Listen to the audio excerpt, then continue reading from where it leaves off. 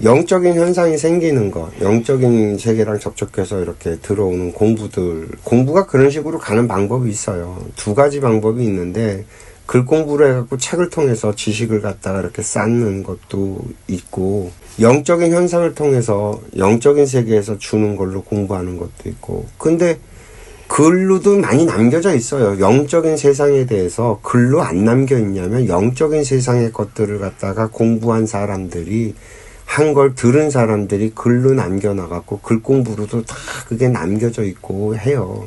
그리고 실제로 세상에 그런 공부를 남겨주기 위해서, 큰 족적을 남겨주기 위해서 세상에 온 양반들이 있어요.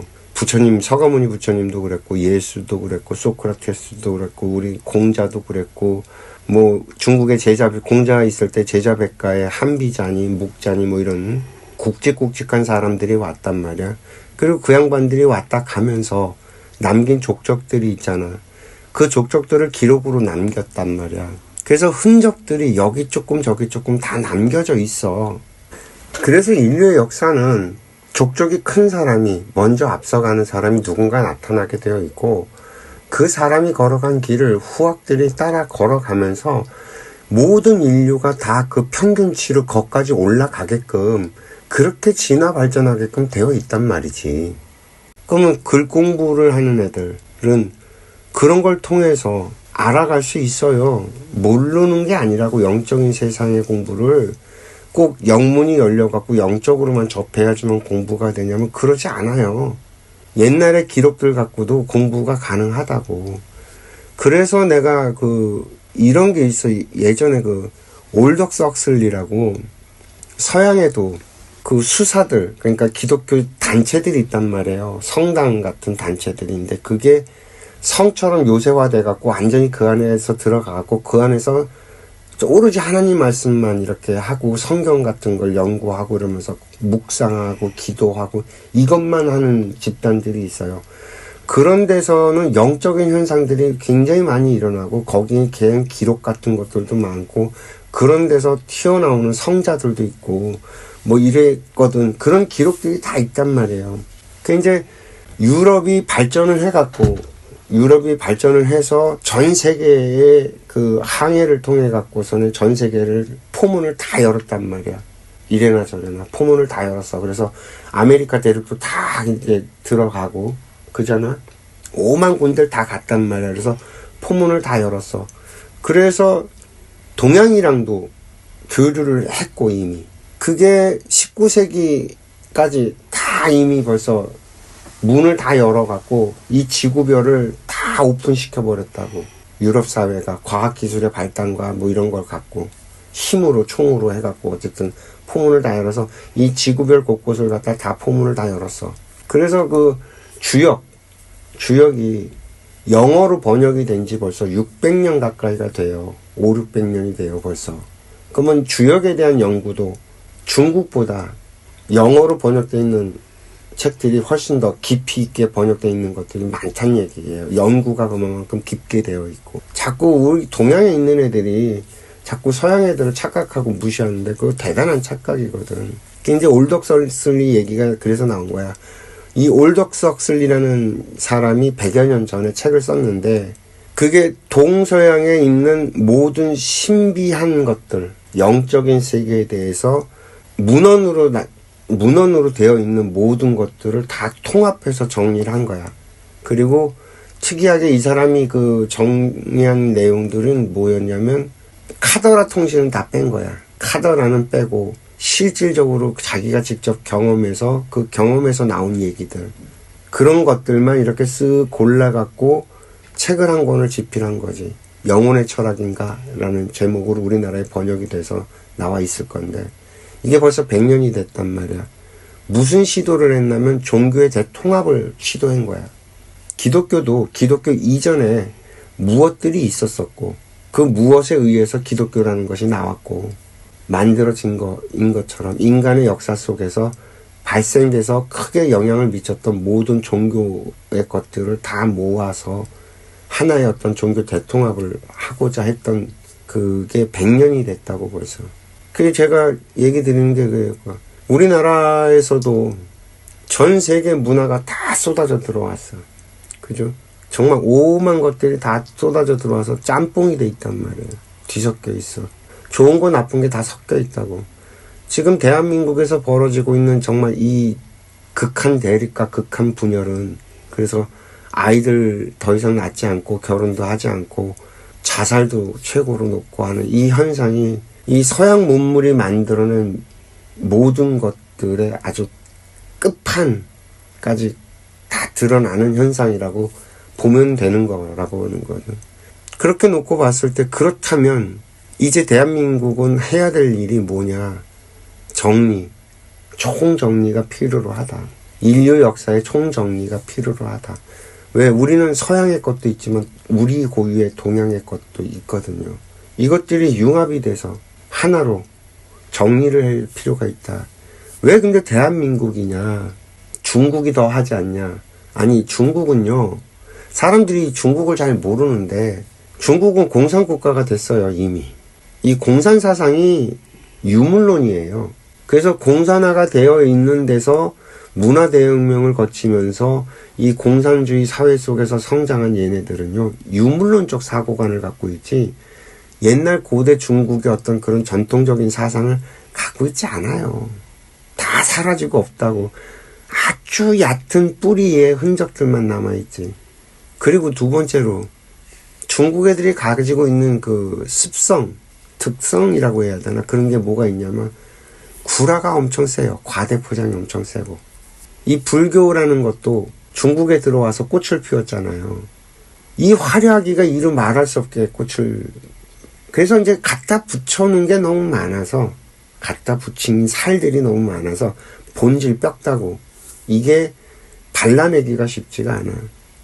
중국 애들은 쉽게 얘기하면 장사꾼의 나라, 우리나라 그 비단장수 왕서방이라고 하는 것처럼 이 장사꾼의 기질이 굉장히 많아서 이 구라와 뻥을, 그러니까 요만한 코딱지만한 걸 갖고 막 이렇게 부풀려 갖고서 막 말을 해서 사람들한테 혹하고 현혹시키는, 이게 굉장히 세단 말이야. 그래서 걔네들은 그 작업을 하기가 어려워. 그 작업을 하기가 어려운 애들이야. 그럼 일본도 너무 서구화로 넘어간 지 오래됐어. 벌써 400년이 가까이 돼가거든요, 얘네들도. 300~400년이 된단 말이야.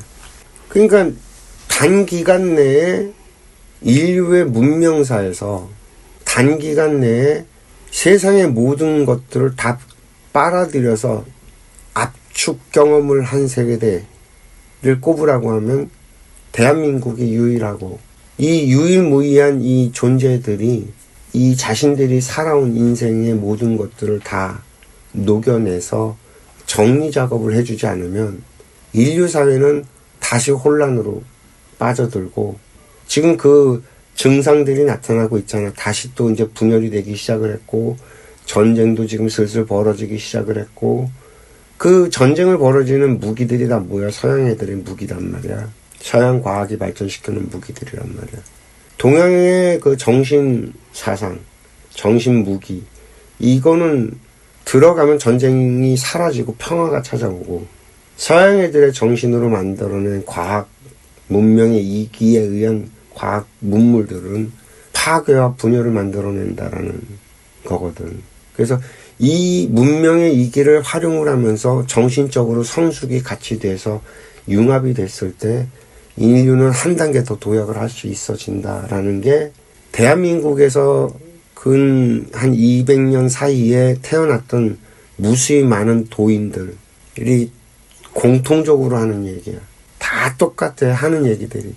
그러니까 지금 우리는 그걸 해야 되는 세대들, 그리고 해야 되는 때가 왔는데 아무도 이거에 관심을 갖지 않죠. 지금 이제 곧 다가올 대선 놓고 보면, 오늘 갑자기 그 생각이 문득 떠오른 게 뭐였냐면, 제가 이재명이는 애가 보수애라고 내가 그러잖아요. 사람들이 이 말을 하면 되게 안 믿는데, 이재명이는 딱 기질 자체며 하는 게 보수애예요. 맑고 깨끗하지가 않아. 보수는 맑고 깨끗하면 보수가 될 수가 없어. 욕심이 많아야 되고 뭐든지 할 수 있어야 되고 돈만 되면 뭐든지 다 안면 몰수하고 이게 이제 보수의 특징이고 기질이에요. 근데 보수의 기질을 가진 애는 좌파의 배에 올라타서 선장이 됐고 이쪽 보수에는 김문수는 내는 좌파로 보거든. 걔는 기질 자체가 보수가 될 수 없는 애야. 걔는 강건하고 올곧고 올바른 이게 걔가 그래서 김문수가 출발 자체가 노동운동에서 출발을 했던 거였거든. 이쪽 보수로 넘어오긴 했지만 그 갖고 있는 자기의 본질, 기질, 성정은 좌파란 말이지. 이재명이는 보수 우파고 김문수는 좌파란 말이야. 근데 올라탄 배는 이재명이는 좌파의 배로 올라탔고 김문수는 우파의 배로 올라타서 정말 웃기지 않아요? 근데 자기네 선장이 누가 됐는지도 못 알아봐. 내가 볼 때는 그래. 그래서 그냥 자기네 집단의 이기주의에만 빠져 있는 거야. 자기네들이 원래 가지고 있었던 신념, 근본적인 도리, 세상을 바라보고 꿈꾸는 이런 것들이 아니야. 지금 딱 보면 좌든 우든 자기네들 그 집단 이기적에 빠져갖고 자기네들이 선장으로 뽑아놓은 게 누군지도 모르고 와 나는 되게 웃긴 거야. 내가 보는 관점으로 보면 참 미쳤구나 얘네들이 로밖에 안 보이지. 이 나라에 모순이란 모순은 전부 다 쏟아져 나올 거다. 이번 대선을 통해서 정말 모순의 끝판들이 아주 그 구역질 나는 그 쓰레기 같은 그동안에 이렇게 체면 때문에 감추고 있었던 모든 것들이 다 드러날 거다. 며칠 전에도 얘기했지만 이 민주당 계열 애들이 얼마나 나라를 망가뜨리고 있냐면 SKT 그 유출 사건이 있잖아요. 그 최태원이가 나와갖고서 지금 대국민 사과를 했단 말이야. 근데도 기자애들이며 그 민주당 애들은 계속 뭘 주장하냐면 해지를 했을 때 위약금을 내게 되었는데 위약금을 받지 말라고 풀어주라고 막 지금 공격을 하고 있단 말이야. 너희들이 그런 정도는 해야 되지 않냐고 그러는데 최태원이가 나와서 무슨 얘기를 하냐면 그거 하면 우리 망한다 회사가. 왜냐면 지금도 한 20-30만이 지금 벌써 탈출을 했거든요. 그거 족쇄를 풀면 수백만이 나가버리면 회사 망해. 그리고 법적인 문제거든 이거는. 그 법적으로 따져봐야 되고 뭐 소송 건다고 하는데 소송도 해봐야 알아. 그래서 SKT는 최대한 방어를 하고 소송을 하겠죠. 승소한다는 보장 그렇게 크지 뭐 승소할 수도 있겠죠. 하지만 그 과정이 너무 길고 지루하기 때문에 다 진이 빠질 때까지 갈 거고 SKT로서는 그렇게 할 수밖에 없고요. 그렇게 해서라도 방어를 해야만 되는 입장이에요. 회사 사활이 걸린 문제이기 때문에. 그러니까 뭐냐 하면 자기 돈으로 자기 힘으로 자기가 돈을 벌어서 세금을 내고 기업을 운영해보고 가게를 운영해보고 자기 집을 운영해보고 그런 경험이 없는 애들이 저 국회에 가서 앉아갖고 그래요. 뭘 하니까 이 엉망진창이 되는 거야. 걔네들은 일평생 투쟁만 해왔지. 자기 힘으로 뭔가를 이렇게 세워갖고 뭘 만들어서 정말 정성껏 키워서 뭘 해본 경험이 없어요. 그런 애들이 그냥 입만 가지고 머리만 돌려서 이게 맞지 않냐, 이게 정의롭지 않냐, 이게 잘못되지 않았냐 땡깡만 부릴 줄 알았지. 그걸 실제로 해본 사람들은 그게 얼마나 말 같지 않은 소리인지 다 아는데 왜 쟤네들은 그걸 모를까? 과연 몰라서 그럴까? 아니 자기네들이 사람들한테 인기를 얻으려면 입 바른 소리 해가면서 이렇게 그 약자들을 보호한다는 코스프레를 해야 하지만 그 사람들한테 인기를 얻어서 표를 얻어갖고 자기네 권력을 유지할 수 있으니까 그 짓을 계속 하는 건데 그걸 국민들이 계속 찍어주는 한 걔네들은 계속 세상을 망가뜨리고 파괴시키는 짓만 계속 할 거다. 문재인이가 원전을 갖다 두들겨 막아버리는 바람에 지금 우리나라 얼마나 손해를 보고 있는데 이 나라에 태양광을 깔아버리는 바람에 이 나라 산천이 얼마나 망가졌는데 환경보호단체가 원전을 막는 게 아니라 태양광 패널을 막았어야 되는 건데 환경보호단체는 태양광 패널을 막기는커녕 자기네 편들이니까 내 입 다물고 가만히 있고 원전만 가서 지랄 연병을 떨고 있고, 그러니까 정말 제대로 본질을 까지고 들면서 그걸 갖다 이게 맞니 저게 맞니 해가면서 계속 의논해가면서 야 그러면 지금 이 상황에서는 어떻게 할 수 있는 최대치가 어디냐 이래서 서로 타협을 봐가면서 계속 끊임없이 조율해가면서 더 앞으로 발전해 나가야 되는데 지금은 그냥 뭐 아니면 도야 이겨야 된다라는 것밖에 없어. 자기네들이 이기고 저기는 지면 all or nothing. 전부 아니면 아니거나 뭐 이런 식으로 끌고 가니 그러니 망하지 나라가. 한덕수가 한 말이 난 너무 와닿았어. 지금 이 나라 정치가 이 나라를 망가뜨리고 있고 이 나라 경제를 망가뜨리고 무너뜨리고 있다니까. 근데 국민들이 아직도 정신을 못 차리면 나라 망해야지. 모른다라고 얘기를 하면 안 된다니까. 이미 뉴스에서 그런 것들을 찾아보면 다 나와 있어요. 모르면 가서 찍지 말아야지. 아니 3살 먹은 어린애들이냐고. 애한테 칼을 쥐어준 것밖에 더 되냐고. 투표권, 투표 권리. 야,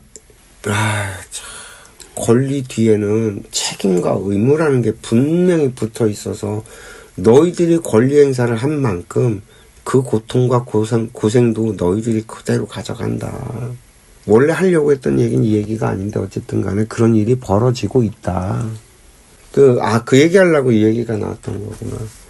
영적인 세상도요, 그냥 일반인들, 뭐 이런 수련하지 않고 또 뭐 영적인 거에 막 이렇게 하지 않는 사람들은 어떤 식으로 공부를 하냐면 책을 보면서 공부를 한단 말이에요. 책을 통해서 공부를 하죠. 근데 이 책에 있는 이 지식이 어떻게 만들어져요? 앞에서 먼저 산 사람들의 경험과 어떤 노하우와 이런 것들이 축적이 돼서 만들어지죠. 한 사람이 만드는 게 아니야. 하나의 신이 작용하는 게 아니고 수없이 많은 영혼들, 수없이 많은 신들이 작업을 한 결과물이 기록으로 남아서 그 기록들이 쌓여서 책이 만들어진 거야. 그죠? 그러면 이 책은 인류의 그동안에 출현했던 모든 영혼들의 결과물들이야. 그 중에는 이 인간으로 태어났다 하늘로 가갖고 영적인 세상에 가서 신이 된 사람들도 있어. 그렇게 놓고 보면 이 책을 통해서 공부한 사람들이 영적인 공부한 사람보다 약할 거냐고. 그렇지 않잖아. 불가능하단 말이야. 어느 게 힘이 더 셀까? 수없이 많은 영혼들의 힘이 뭉쳐진 지식의 힘이 훨씬 더 세다. 그래서 이 세상을 운영을 누가 하느냐? 지식인들이 한다. 많이 배운 사람들이 이 세상을 운영하고 다스려 나가지 영적인 공부한 사람들이 다스리고 나가지 않거든요. 영적인 재주를 가진 사람들은 많아요. 이 세상에 영적인 재주를 가진 사람들 굉장히 많아요. 그럼 그 영적인 재주를 가진 사람들이 다 다르냐? 내가 볼 땐 지식이 이렇게 하나로 뭉쳐지는 것처럼 영적인 세상도 내가 볼 때는 큰 틀에서는 다 정해져 있다.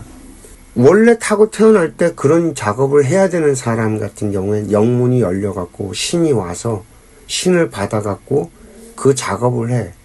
아예. 그게 무속인들이야. 근데 이 무속인들도 계속 영적인 공부를 하고 계속 자기 수련을 하고 자기를 밝혀서 신들과 소통을 갖다 더 이렇게 발전시켜 나가는 사람이 있고, 그렇게 하라고 무당들을 갖다 신들이 끌어당겨 갖고서는 각 산천이며 바다며 데리고 돌아다니면서 공부를 시키기도 하고요. 또 기도를 다니기도 하고요. 계속 그걸 끊임없이 끌고 가기는 하지만 그게 무슨 의미인지 그걸 깊이 있게 자꾸 신들이랑 소통해서 알아가고 왜 나를 여기 끌고 오게 했는지 해서 그런 공부를 해나가는 그런 무당들은 거의 없다. 이 지식인 세상도 그렇잖아. 공부를 정말 열심히 하는 사람이 있잖아. 정말 알고자 하는 사람들이 있고, 사람들이 대학 교수면 되게 많이 배우고 되게 많이 안다라고 착각을 하는데 세상에 전공 바보 중에 최고 전공 바보들이 교수들이에요. 대학 교수들, 박사들. 그리고 그 박사들, 교수들 중에서도 정말 제대로 공부하는 사람은 몇 안 되고요. 나머지들은 그냥 밥 벌어 먹을 정도까지 공부를 하고 더 이상 책을 안 봐요. 손을 놓고. 공부하는 사람, 진짜 연구하는 사람은 그 와중에도 몇 안 돼요.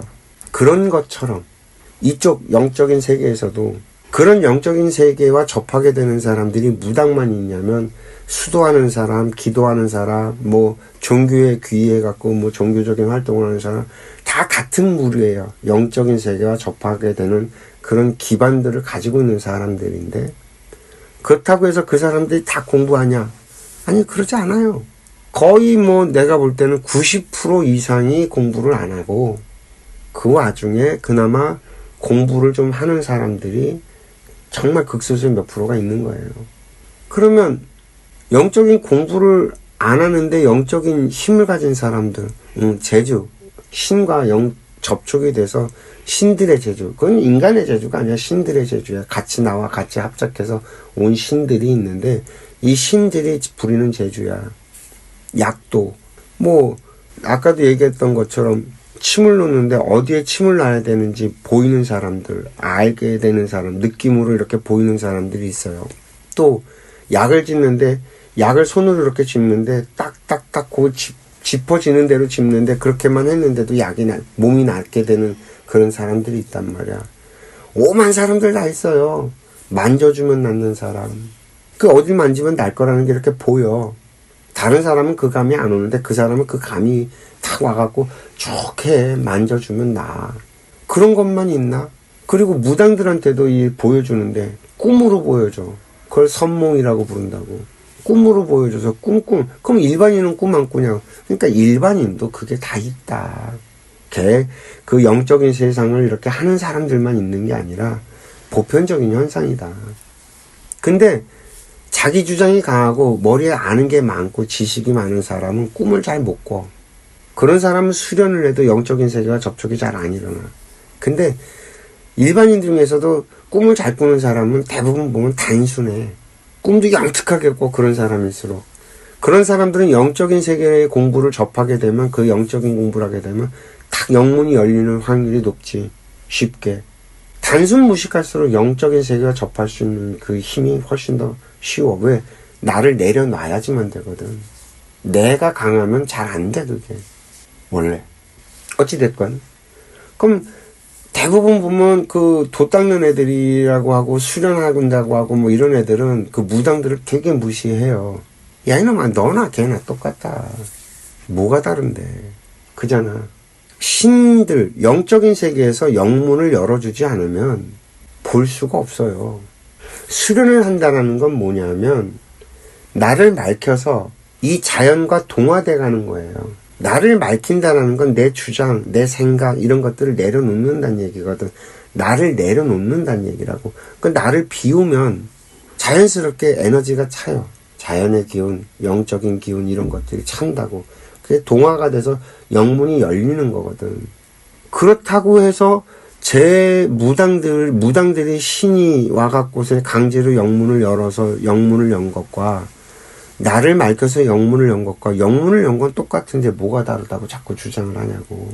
저 사람들도 신을 통해서 계속 공부를 해서 자기를 밝히고 계속 해야지만 그 영검하다고 하는 그 영적인 현상들을 갖다가 쓸 수 있고 부릴 수 있고 이런 힘이 생기거든요.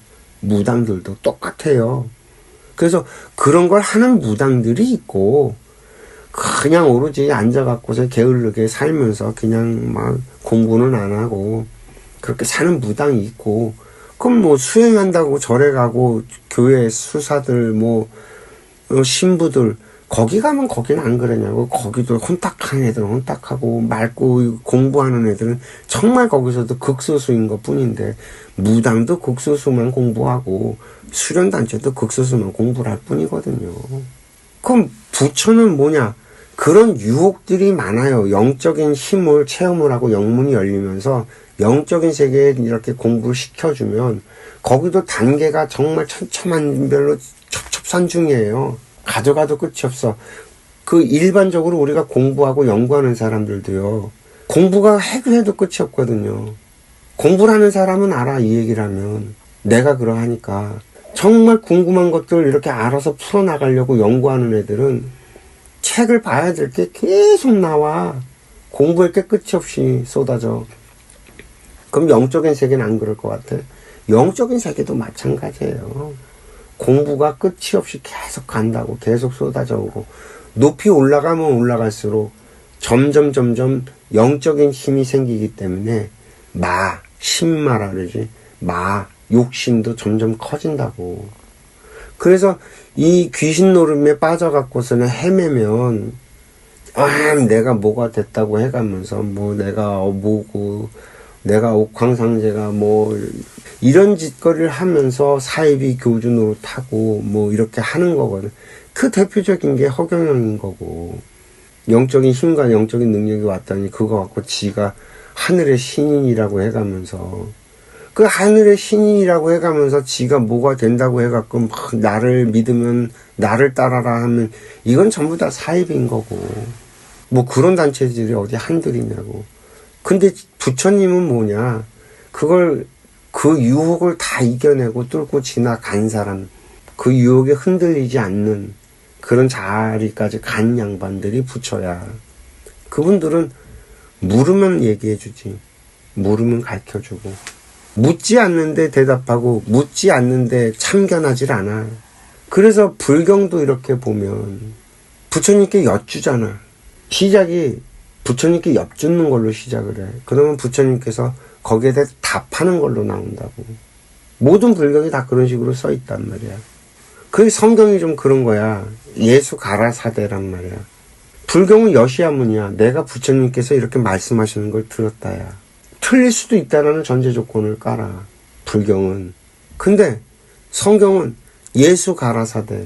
예수께서 말씀하시기를 이렇게 한단 말이야. 이 오류가 없다고 주장을 하거든. 그렇기 때문에 이놈들아. 그 택도 아닌 주장들을 하냐. 야, 영어로 된 성경을 한국어로 번역하는데도 번역자마다 달라서 이해하는 게 다른데 한 글자도 하나님 말씀은 오류가 없대. 예수를 팔고 하나님을 파는 거지, 너희들이. 이런 얘기들. 이 봉우 선생도 이 조선시대에 태어났죠, 저 양반도. 구한말에 태어난 거야. 태어나갖고 그 일제시대도 겪고, 그리고 해방도 겪고, 6.25도 겪고, 그래서 90년대인가? 까지 살아계셨었던 걸로 내가 기억을 하거든요. 2000년대까지 살아계셨나? 이제 우리나라에 그 소설단이라는 게 있어요. 소설단이라는 그게 정신세계사에서 나온 소설인데 거기에 나오는 주인공이 이 양반이에요. 권태웅. 그래서 이 양반이 우리나라 고대로부터 내려왔던 그 선도 수련하는 단학 수련이라고 하는 호흡 수련법을 물려받아서 그걸 이제 세상에 공개를 하고 사람들한테, 후학들한테 이렇게 가르쳐주고 있는데, 이 양반이 좀 대단했던 거는 이 양반은 한학을 공부했던 거야. 그러니까 글자를 알았어.